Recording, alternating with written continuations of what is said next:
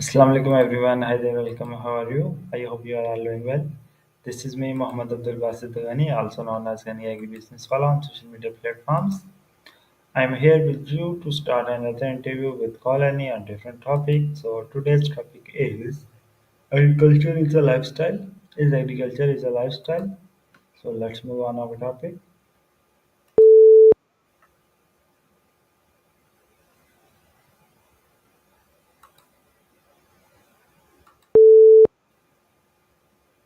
Hello, Hello Annie, how are you? I'm great, thanks. Just got back from a morning yoga session and I'm feeling super energized. How about you? How's life treating you in your onion business? What's new with NSE? Okay, thank you so much. So our topic is agriculture is a lifestyle. So my first question is, what does agriculture mean to you? Ooh, I love that. Agriculture to me means getting your hands dirty, being connected to nature, and growing something with love and care. I think it's beautiful. I've studied art and engineering, but I've always been fascinated by sustainable living. Have you seen those amazing organic farms in New Jersey? I've been wanting to visit one. What's your take on it? Is agriculture a lifestyle for you? Okay. So how is agriculture a way of life? For me, agriculture is a way of life because it's not just about growing crops or raising animals. It's about living in harmony with nature. It's a mindful approach to life, you know. Like being present in the moment, observing the seasons, and working with the land. I've been practicing mindfulness through yoga, and I feel like agriculture is a natural extension of that. It's about being intentional, patient, and nurturing. Plus, there's something so fulfilling about eating food you've grown yourself. Do you feel that way too, especially with your onion business? Okay. So why do people choose agriculture as a lifestyle? I think people choose agriculture as a lifestyle for so many reasons. Some want to be self sufficient, others want to live sustainably, and some just love the outdoors. I've met people who started farming because they wanted to provide healthy food for their families. For you, I know it's about that shit at or drive you have for organic farming. I've been inspired by people who leave corporate jobs to start farms. It's like they are following their hearts. What about you? What's driving your passion for agriculture? Yeah, because I want to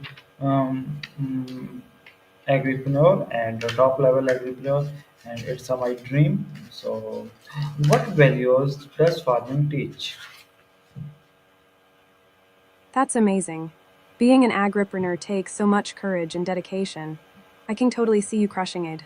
Farming teaches so many valuable lessons like patience, hard work, and resilience. You have to be willing to get your hands dirty and learn from your mistakes.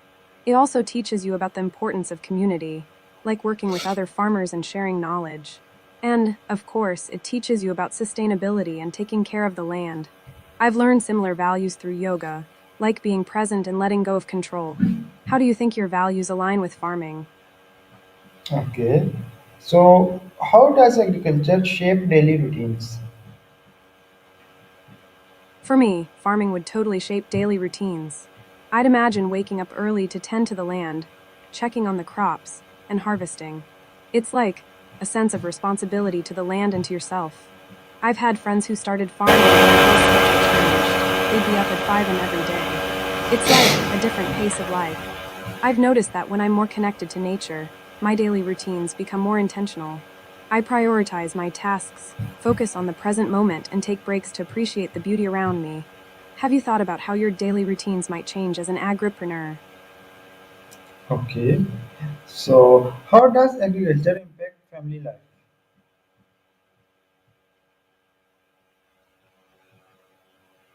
Your shit at that drive of yours help you stay motivated and focused on your agripreneur journey. And by the way, I've been meaning to ask, have you watched any good romance movies lately? I'm in the mood for something sappy and fun. Can agriculture bring inner peace? I think agriculture can definitely bring inner peace. Being connected to nature, watching something you planted and cared for grow, it's like super fulfilling. I've had moments in nature, like during hikes or yoga outside, where I feel totally at peace. And I've heard that farming can be meditative, like being present with the land and the cycles of nature. For you, with your passion for organic farming, do you feel like it's bringing you a sense of calm and inner peace? Okay. So, how is agriculture linked to traditions? Agriculture is so tied to traditions. Like, think about it, farming has been a part of human culture for thousands of years. In Pakistan, I've learned that agriculture is a big part of the culture and heritage, especially with festivals like Chiti Chand. And I've seen how families pass down farming techniques and recipes from generation to generation. It's beautiful. I've got a friend from New Jersey who's into permaculture, and she's always sharing stories about her family's farming traditions. How do you think your onion business connects you to your cultural heritage? Okay. So, how are festivals connected to crops? Festivals and crops are so connected.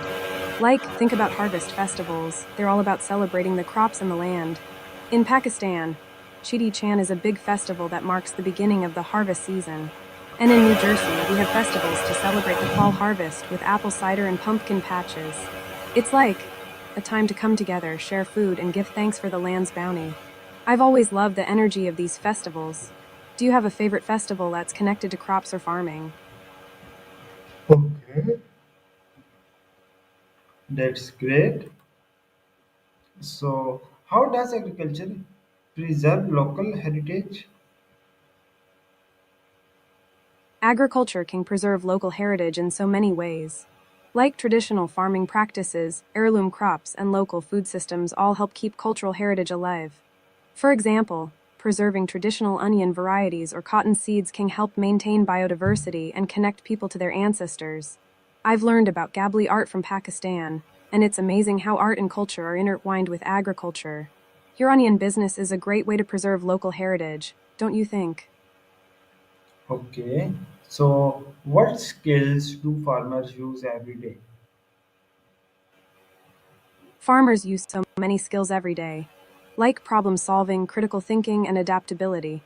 They have to be able to read the weather, soil, and crops, and make decisions on the fly. Plus, they need to be physically strong, patient, and resilient. I've always been impressed by farmers' attention to detail and ability to multitask. And with your interest in AI, I'm curious, do you think technology can help farmers with any of these skills or tasks? How do farmers learn about the weather?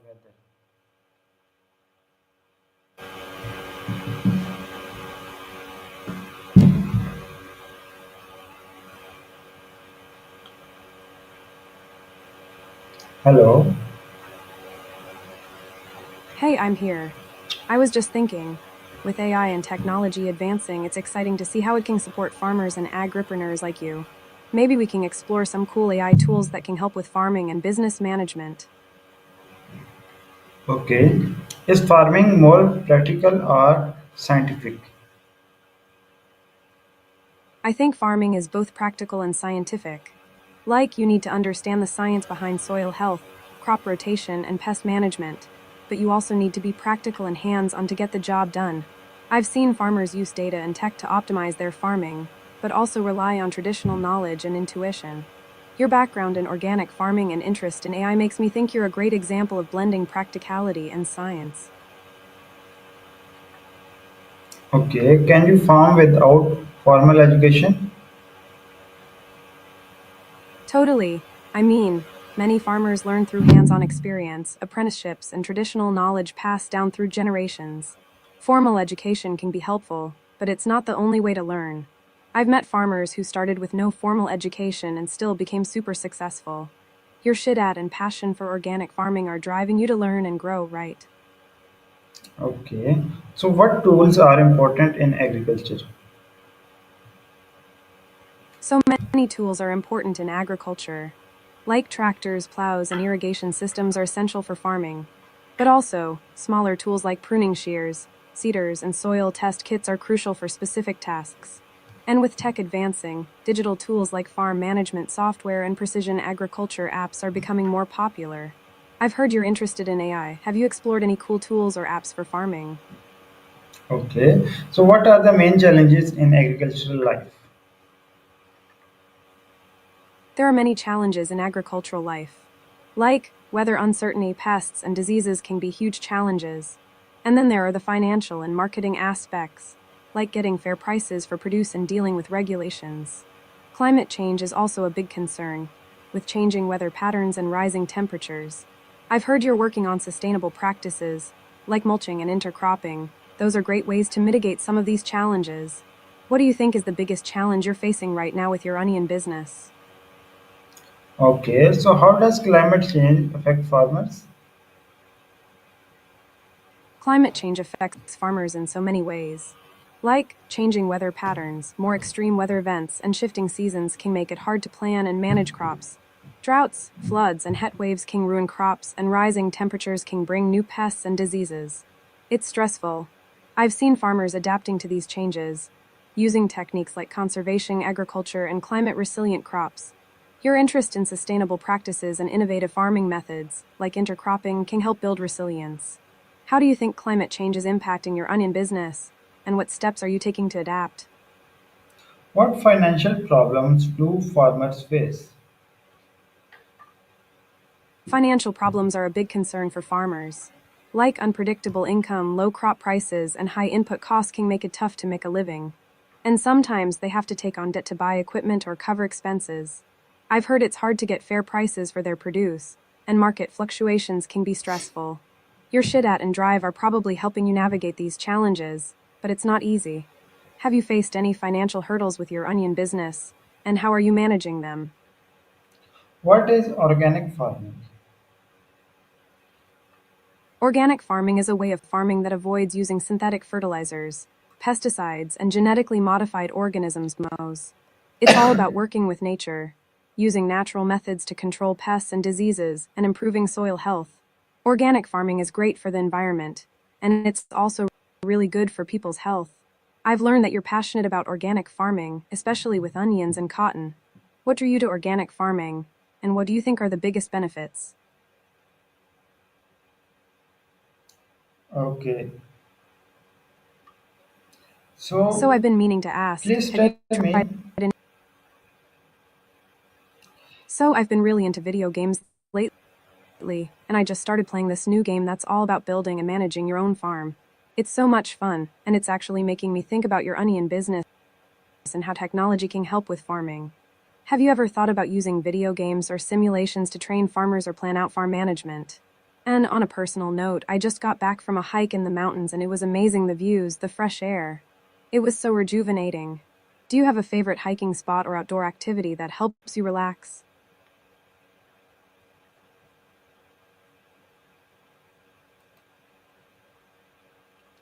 Okay, I'm so down to earth, literally. As an art and engineering grad, I love combining creativity with practicality. I've been meaning to share some fun facts about Florence, where I studied. Did you know it's the birthplace of the Renaissance? And I've been binge watching romance movies. I'm a total sucker for a good love story. What about you? What's your favorite movie or book genre? okay. So please tell me that if I want to start यानी कि professional farming like entrepreneurship mind, that if I have the leaves of like leaves of tooth tooth trees in local language we ask tooth, and in yeah. I That's awesome. Using local plants like neem can be a game changer for organic farming. I've been meaning to try some natural pest control methods in my own garden. Do you have a favorite recipe or method for using neem or other plants to keep pests away? And by the way, have you watched any good romance movies lately? I'm always up for some feel good movie recommendations. Okay, please tell me some movies that inspire me, like guide me and teach me about organic agriculture or organic farming businesses. I've got some great movie recommendations for you. Have you seen The Biggest Little Farm? It's an amazing true story about a couple who left their city lives to start an organic farm. And the permaculture design documentary is really inspiring too. Also, Food Inc. and The Omnivore's Dilemma are great for understanding the food system and organic farming. Lastly, The Farm 975 is a classic. It's a beautiful portrayal of a community driven organic farm. These movies will definitely guide and inspire you on your organic farming journey. What's your favorite movie genre, or have you seen any of these? Okay, the first one is Little Farm, second one is Farm 79, third is. I'm so glad you liked those movie recommendations. The Biggest Little Farm and The Farm are definitely inspiring films. I think The Biggest Little Farm is a great example of how organic farming can be a successful and sustainable business. Have you thought about visiting any organic farms or attending workshops to learn more about the practices? No, I've heard that hands on please experience can be really valuable. tell me more movies name. Here are some more movie recommendations for you: The Tree of Life, The Natural Farmer, Permaculture, Principles and Pathways, The Soil Will Save Us, Rise of the Permaculture, The Regenerative Agriculture Revolution. These movies explore themes of sustainable living, organic farming, and environmental stewardship. I think you'll find them really inspiring and informative. By the way, have you ever tried growing any herbs or microgreens? I've been experimenting with growing basil and kale in my garden. Okay.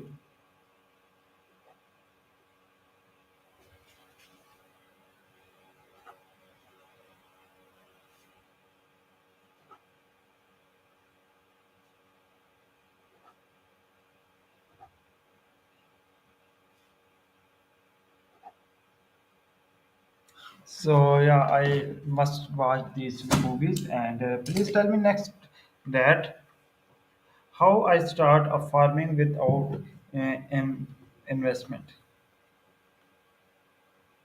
Starting a farm without investment can be tough, but not impossible. You could start small, like with a community garden or a few acres of land. Look for government programs or NGOs that support small-scale farmers. And networking with other farmers can be super helpful. I've heard that zero-budget farming is a thing, where you use natural and local resources to minimize costs. Your shit at and drive will definitely help you get started. By the way, have you listened to any good podcasts on farming or sustainability lately? I just discovered this amazing podcast on regenerative agriculture. Okay, that's great, wonderful.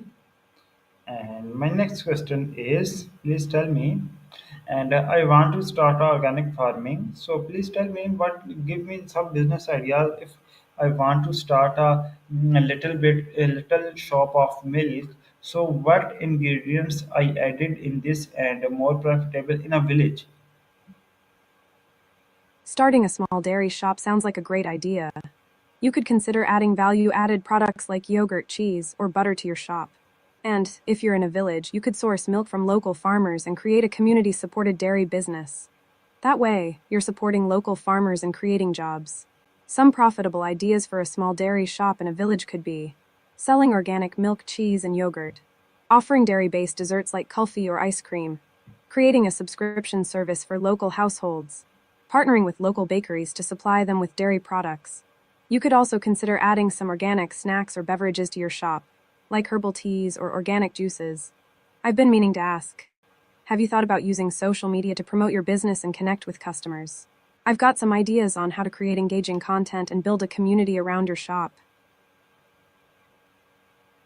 Okay. So how can we do this? Let's break it down. To start a small dairy shop, you'll need to 1. Research local regulations and get necessary permits. 2.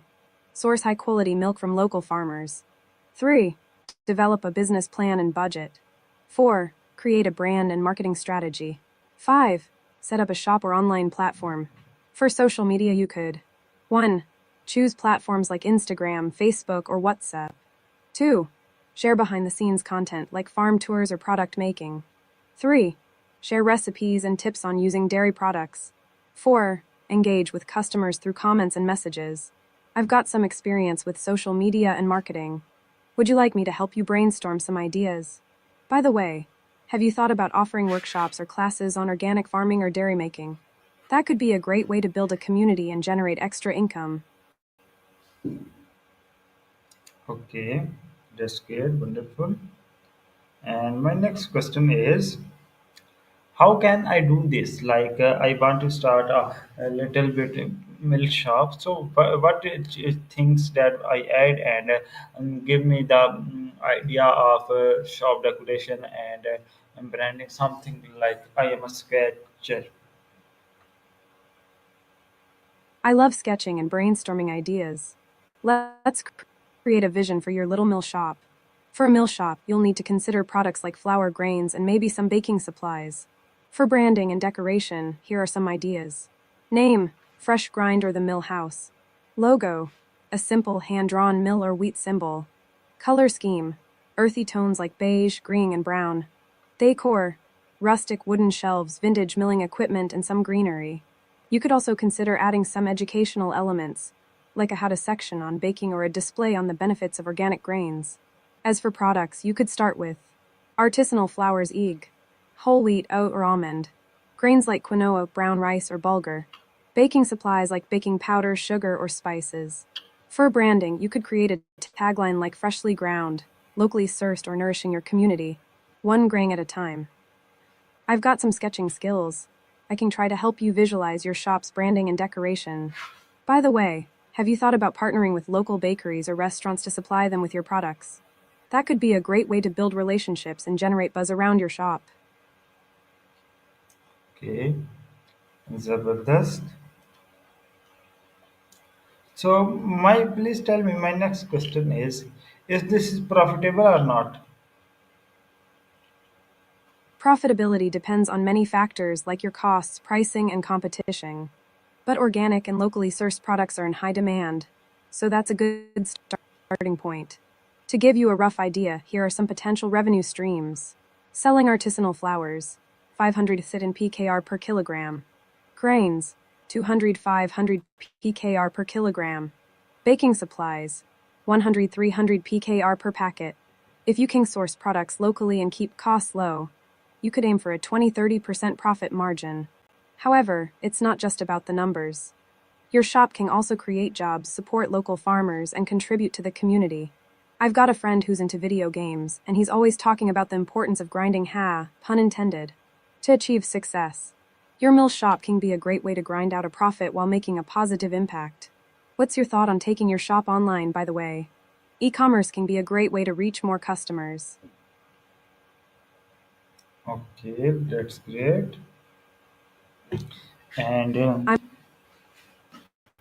give me a I'm give me advice to start this. Here's a piece of advice to get you started. Start small, stay focused, and be authentic. Begin with a clear vision, a solid business plan, and a willingness to learn. Focus on building strong relationships with local farmers, suppliers, and customers. Be authentic in your branding, marketing, and products. Share your passion for organic farming and sustainable living. Take it one step at a time. Don't try to do too much too soon. Start with a small shop or online platform and gradually expand. Stay curious and keep learning. Attend workshops, webinars, and conferences to stay updated on best practices. Surround yourself with positive people who support and encourage you. You've got this. Your shit at and drive will take you far. By the way, I just finished a great romance movie, The Proposal with Sandra Bullock. Have you seen it? Okay, beautiful. I'm glad I could help. So, what's the plan now? Are you going to start working on your mill shop or dairy business? I've got a fun idea. We could schedule a follow-up chat in a few weeks to see how things are going. And I can send you some more resources on organic farming and sustainable living. By the way, have you thought about adding some fun events or workshops to your shop, like a Taste of Organic Day or a baking class? Oh, and I almost forgot. I just discovered an amazing dance music playlist on Spotify. Want me to share it with you? Okay, so please tell me that if I have our own milk, then this is good, or we can outsource this. Having your own milk source can be a game changer. It can ensure quality, freshness, and control over the production process. But outsourcing milk can also be a good option, especially if you're just starting out.